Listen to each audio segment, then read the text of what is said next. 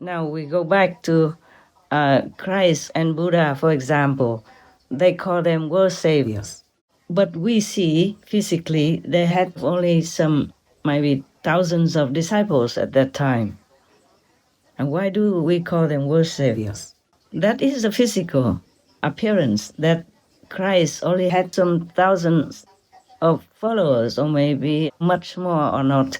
Or Buddha had also some tens of thousands of followers or disciples at that time. But while they are in the world, they elevate souls, who are nearer to enlightenment status, nearer to liberation status. They elevate them quietly. So these souls will be also enlightened secretly, and then they will go home. The Buddha will take them home. And almost like the whole world population will be blessed by the power of Christ and Buddhas and maybe other masters. All the masters, real masters, they will bless humanity at large by their own power. Even if those persons don't know them, they will still take the whole world up in their generation, of course, during their time. Not all, of course, not all. Some are so wicked, some are devils, so they have to have punishment by the law of the physical. But those who are good and virtuous, even though they didn't know Christ existed at that time, they didn't know about Buddhas or anything, they still be blessed. Because if a Buddha or Christ is in the world, their power encompasses everywhere. They don't touch the law of karma. They don't intervene with the human nature of free will, like they want to do this, they want to do that. But whoever has no such contradiction to goodness and peace and God's commandments, then the Buddha, Christ, masters can lift them all up to a higher heaven and teach them from there upwards. You see, like some humans who cannot go further than astral level, astral heavens, Buddha will be there, manifested.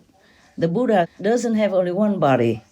Even in the physical world, Christ, Buddhas, other masters, they have many, many countless manifested light bodies. I mean, they can appear anywhere to help those who need, even though that person doesn't see him.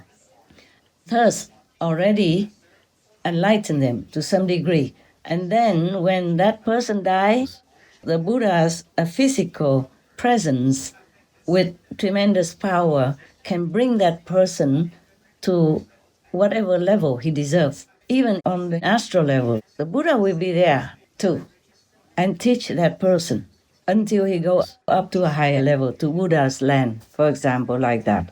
So that's why we call them world saviors. So Christ doesn't just die for his handful of disciples, or however many disciples the Lord had at that time. Or Buddha doesn't die and then goes away and only rescues his thousands of followers and disciples. No. He has more than that to do. The whole world in his lifetime will be helped, will be enlightened, will be liberated by him. And after that, for some more generations, like as I told you, 200 years or maybe a little bit more, 300 years, depends on the power of that master. Then those generations will be helped also because Buddha's power is still left on earth after his nirvana. You see what I'm saying? That's why these masters, they are enormous. We can never thank them enough. If we knew on our knees the whole lifetime, many lifetimes, to thank them, we praise to them, we can never repay their kindness. I am grateful all the time. Thank you, all the masters. And of course, I thank God Almighty for giving us these masters who come life after life, reminding us of God's teachings, bringing us blessings and power to uplift our souls and liberate us.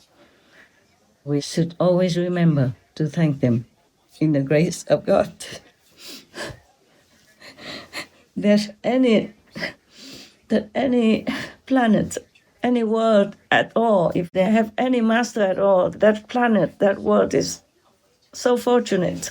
Only in hell it's very difficult to rescue, but some masters still can.